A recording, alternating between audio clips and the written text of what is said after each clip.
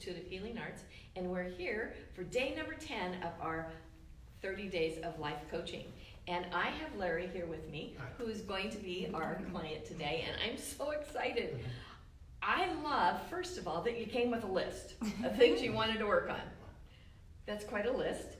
And which one did you pick that we're going to work on today? Well, I begin my 20-hour life coaching sessions this weekend, and I want to find out what I should be focused on and where I should concentrate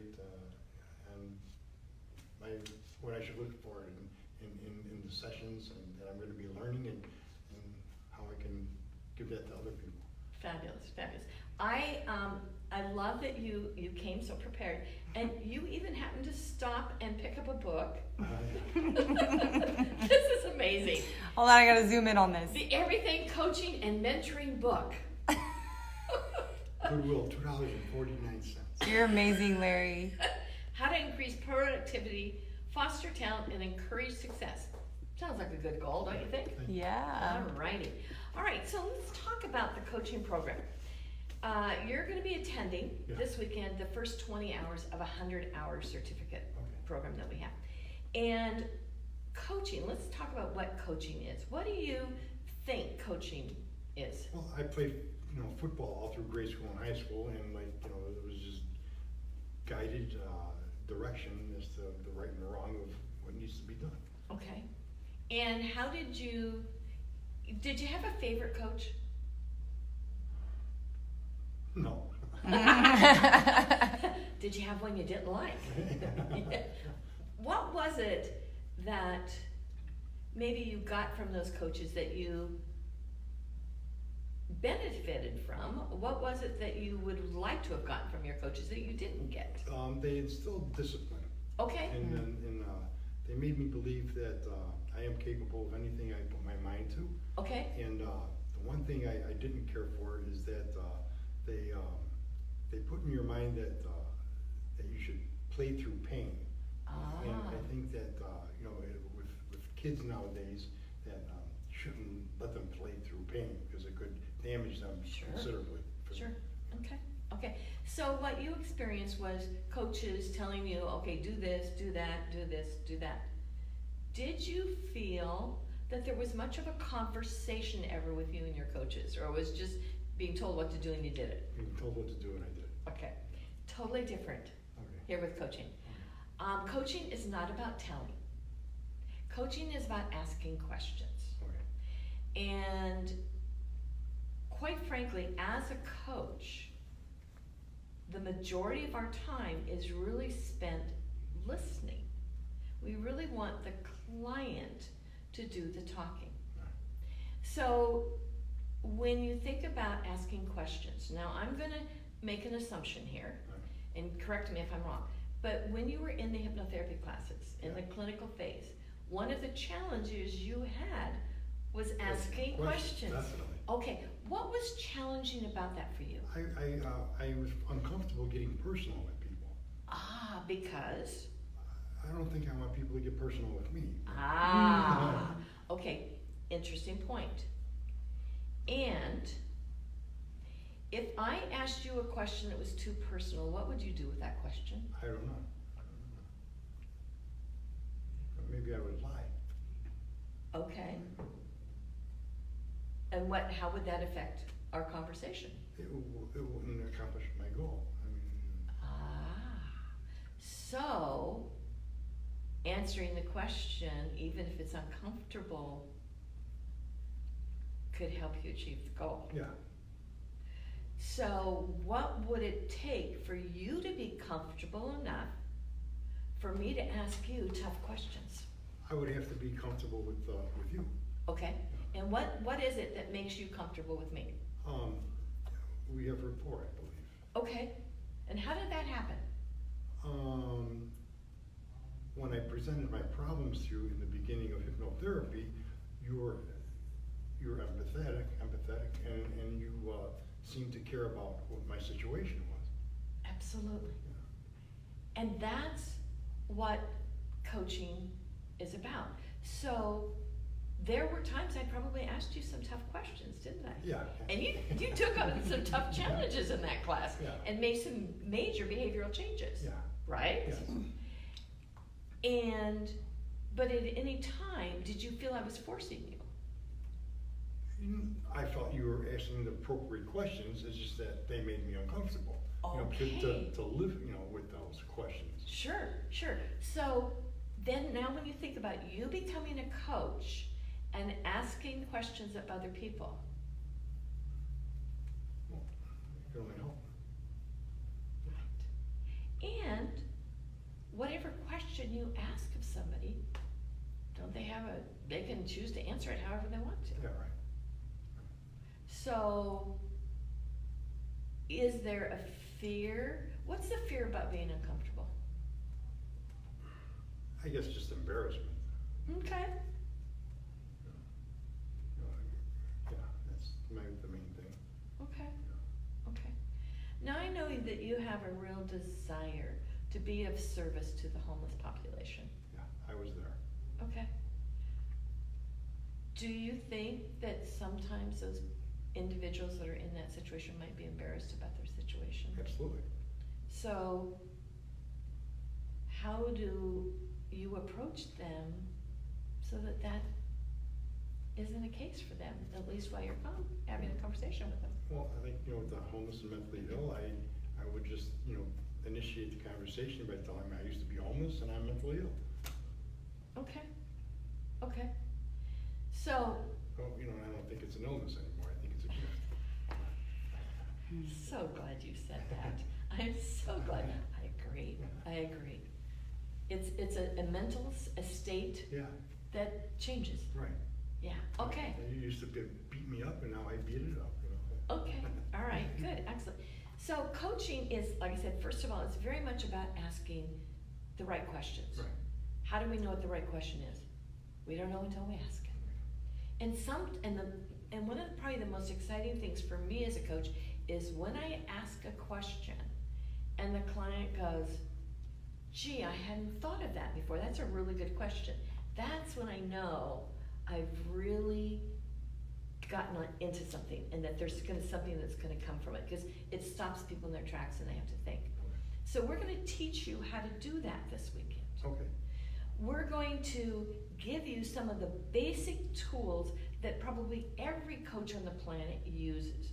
There's some, what we call classic tools, and we're gonna give you those tools. We're gonna show you how to do them, and then you're gonna have a chance to go and do that with one of the other classmates. Oh, cool. And so you're gonna have a lot of hands-on, and I think hands-on really makes a difference when you're learning something new. Didn't you find that when you took the hypnotherapy classes? Absolutely, yeah. Yeah, it was one thing for me to stand there and tell you how to do it, but once you did it, Yeah.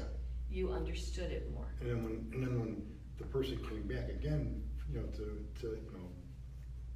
have the session apply to them again, and he told you how positive the session was before, it's a great feeling. Yeah, yeah. So when you think about asking questions, when you think about, let's use the hypnotherapy client you had. What were, you know, you said that was a challenge for you. What were you afraid to ask? Well, like, you know, about their childhood. You know, Okay. I mean, I was real reluctant to get into their childhood that caused the anxiety. That was something that might have caused the fear in them and stuff. That you know, because that's where I probably had problems. You know, so. Yeah, and and one of the things we teach in the coaching program is we really don't ask about the past. Okay. We don't ask about the childhood. All right. Now, someone could bring up and say, well, as a child I had this problem. Uh-huh. But really, we want to look at what's happening right now. Okay. And how can we help you in this conversation achieve where you want to go Today. today? Okay. It's not about the past. Okay. Now, does the past sometimes come up? Sure it does. And it really doesn't matter. You know, so often we have our stories about the past, you know, our traumas, whatever they may be. And, you know, really, it doesn't matter about that stuff. It's how is it impacting you today? Okay. So when you think about you moving forward in your life, is there any challenges you have in moving forward right now? No, I don't think so. I mean, I want to improve my typing skills, my reading comprehension, and, things like that, but, it's academics and that can be improved, I have no problem with trying to improve those areas. You're a real go-getter. I love that about you. So, when you think about coaching another person, what are your concerns? So let's say you're gonna coach me. Let's say, okay, let me make up a story here. I'm struggling with procrastination. Okay, procrastination is, in my estimation, a person who is a perfectionist. Okay, So, then you have to, let them know that, it's, get it done, don't worry about everything having to be perfect. okay, so now I'm going to invite you, as a coach, to do this a little differently, okay? So because you've kind of just given me a definition of who I am, almost identifying me as being a perfectionist, right? Yeah, And what if that's not the truth? okay. So instead, what if you said, tell me, how do you procrastinate and when you procrastinate? Okay. You see the difference right from the get-go? Is I need, whoever's the coach needs to ask the client for information so we understand it from that person's perspective. Okay. Because even though we have a paradigm in our mind of what procrastination may mean, it may be something else for that person. Okay. So we need to be real open-minded in that. So now, what question would you ask me? Just give you a clue. Like, when do you see yourself procrastinating the most? Fabulous. Excellent, excellent question. So now I can say, well, it seems to be mostly in getting my homework done. And what makes you uncomfortable with doing your homework? Fabulous. See what you're doing? So when you ask these questions, you're just really asking for clarification. Okay. And it's not about fixing somebody. And so my response may be, my challenges with my homework is I feel overwhelmed. And I'm afraid I'm not gonna have time because I have so many other things to do. I work, I have a family, I have all these other things. I have a hard time with my time. So I'm afraid I'm gonna run out of time. So sometimes I just don't even start. And you schedule your days. No, I really don't. Did you ever think of scheduling your days? No, that's a really good question. I'll have to think about that. What might you suggest? Begin with meditation. Okay, so now, which even though I think that's a great answer, we would come back with the client and say, what do you think might be a way you could start? Oh, okay. So again, what we believe as coaches is the client has all the answers within. And our job is to help bring that out with questions instead of dumping into them information. Does that make sense? Yeah. So when you think of asking questions and coaching from that manner, what's that like for you? It's, it gives me a direction as to where I want to help, where I want to guide. Okay. Guiding is definitely, for me, it's an honor when I have an opportunity to guide. And what we find, I think, with coaching and guiding in that manner is, again, by asking questions, the clients will start guiding themselves. Okay. So that we don't have our clients becoming dependent on us for their answers. But I see the questions you ask puts things in their minds as to what they should or do or say or whatever. So what they should do? Tell me more.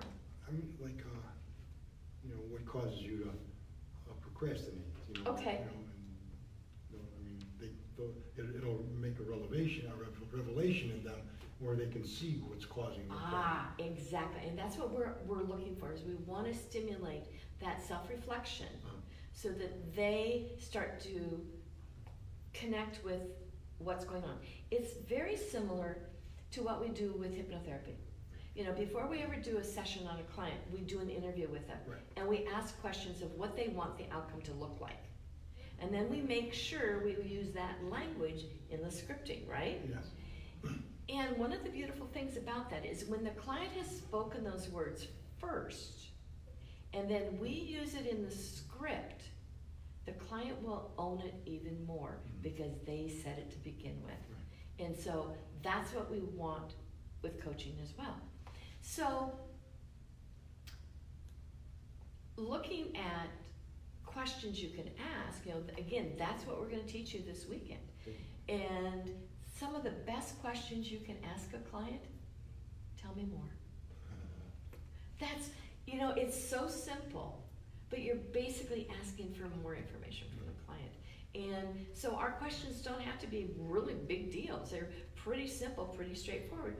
How do you feel about that? What else would you like to do about that? Those kinds of questions really will stimulate some great conversation. Does that make sense? Yeah, Okay. I'm looking forward to it.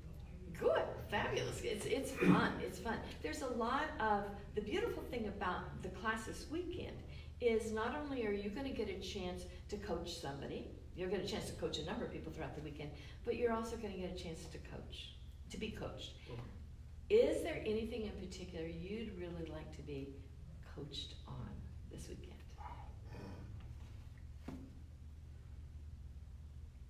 You know, I'm involved in so many different things. Yeah. And like you know, I'm not sure if I should be or if or what I should mainly focus on with all the things I'm involved in. I know my master's program is my priority, and I don't care, you know, about anything else that much than that. And so I'm looking to see what I can get involved with. Okay. You know, I think a lot of times clients come in with a laundry list Yeah. of things they want to do. And sometimes when you've got a laundry list, it's hard to start because you don't know which one to start with.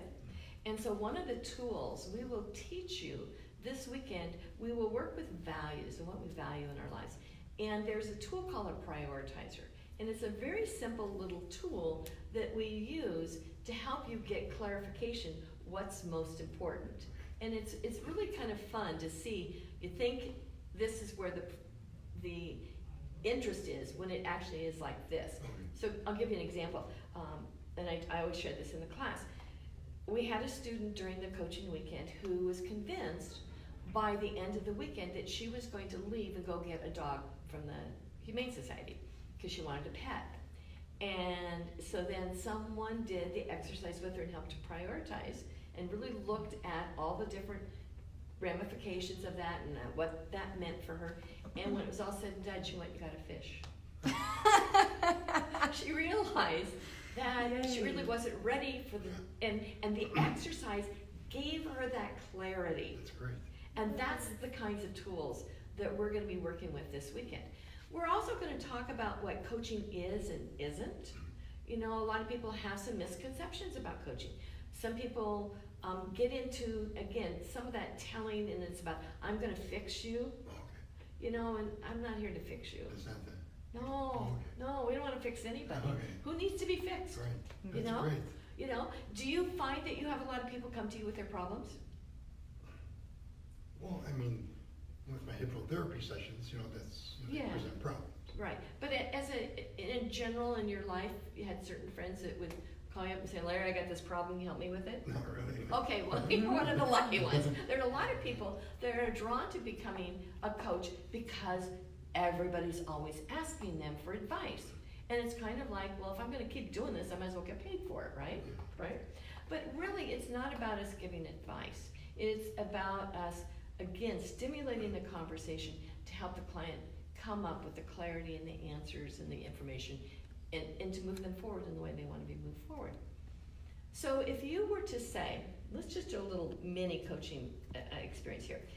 if you were to make a list of things that you would like more of and less of in your life, what would you like more of? Sleep, Okay,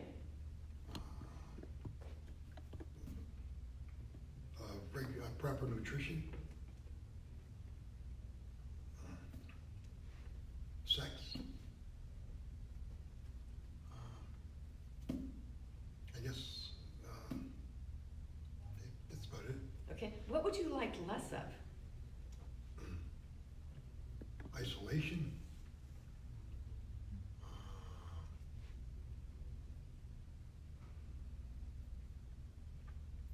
That's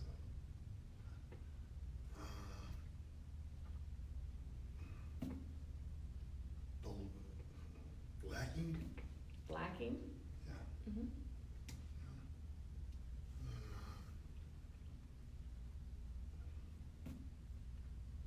Skepticism.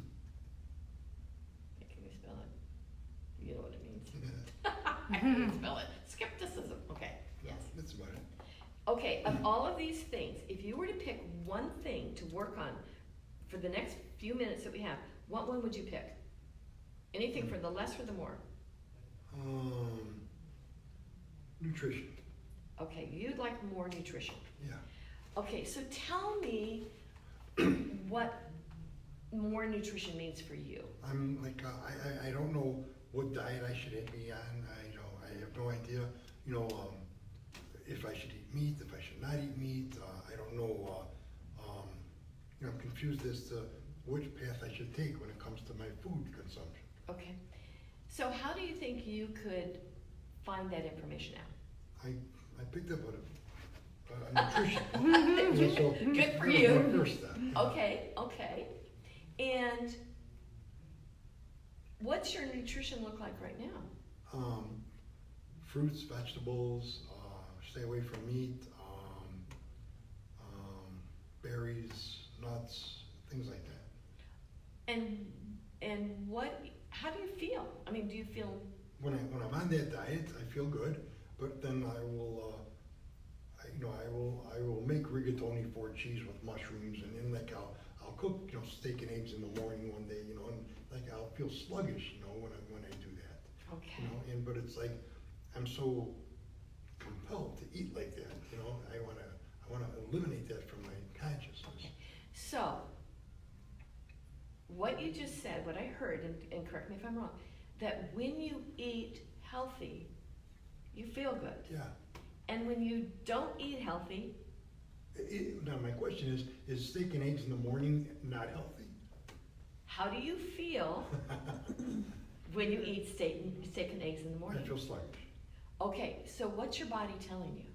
It's not healthy. Okay, I see where you're going. So, knowing that you want to have a healthy body, Hmm. what do you need to do about your nutrition? Stay on fruits and vegetables and nuts and berries and things like that. Okay.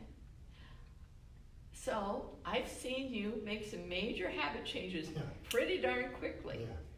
So what do you think you could do for yourself now? If your body's already telling you that when I eat these certain things, it doesn't feel good, What was the question? what could you do? Just eliminate all the meats and stuff like that from my house. Okay, so what do you need to learn about nutrition? Not really anything, right? I don't know. Well, but again, if you're feeling well Yeah. when you eat healthy, and you don't feel well when you're eating those other things, It's to stay eating healthy. so what would it take for you to stay eating healthy? What do you need?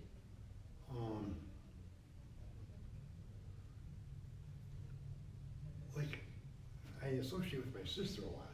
Okay. And, she went to Burger King yesterday, and like, I'm always around that and French fries and onion rings and all that stuff environment.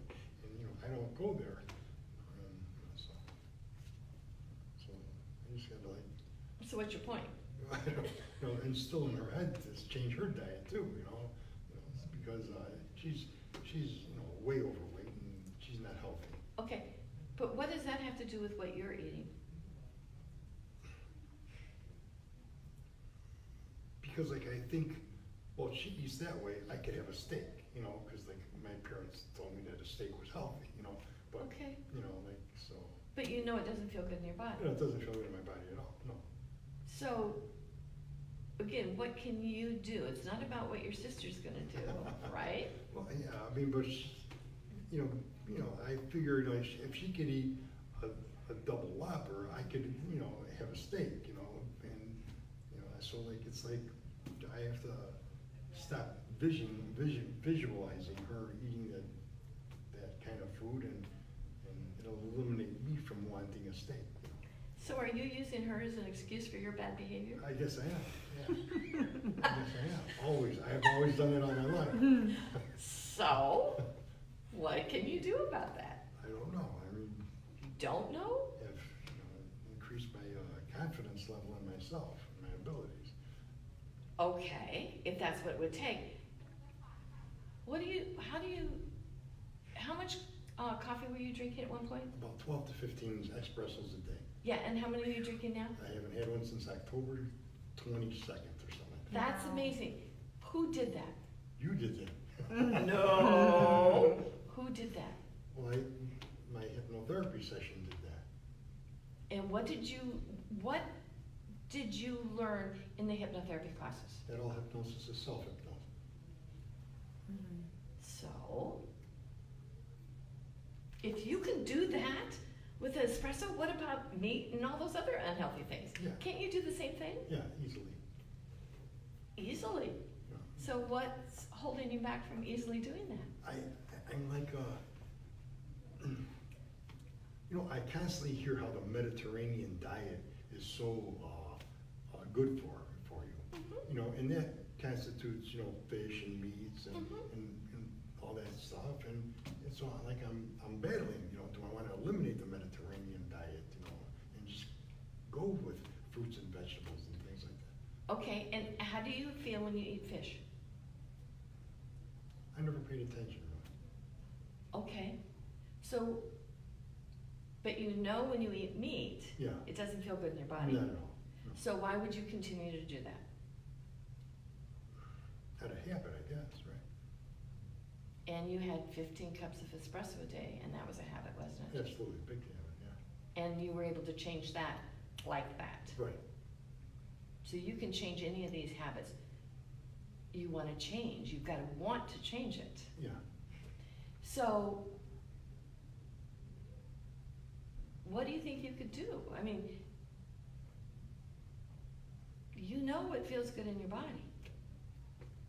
So are you going to listen to what everybody's saying, or are you going to listen to your body? What's more important for you? I think I have to concentrate on my body. Okay. Yeah. And like be more aware of the feelings that food gives me. Absolutely. Yeah. So, what do you now know? What do you see yourself doing that's going to make a difference in your nutrition? What's the plan? To just stack up on fruits and vegetables and things like that when I go to the store. Okay. And if your sister chooses to have a Big Mac, It's not gonna affect me. It's not gonna sway me one way or another. right. When you stopped drinking all espressos, what happened in your body? I was able to sleep, I started, my exercise routine increased extensively, I had more energy, it was great. Yeah, and that came about because you made a decision to change your life. Yeah, I think so, yeah. So you're at a decision place now, again. And what motivates you about making this decision to be healthier with your nutrition? Motivates me is, I have, you know, I've come to a new perspective on life, you know, when I stopped living on the streets. Mhm. And, you know, I just, every day, in every way, some way I get better. Fabulous. That's amazing. And that's because you did it. Somebody else didn't do it for you. Somebody didn't tell you what to do. You made the decisions, you followed through.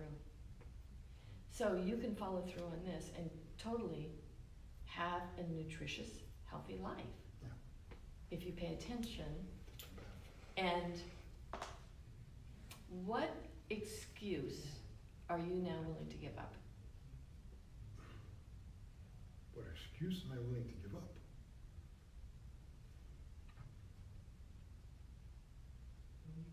I don't deserve. Ah. You don't deserve. The things that I desire. You know, healthy body, healthy mind, a healthy spirit. Okay, okay. And when you think about that, I don't deserve, what would it take for you to discard that belief?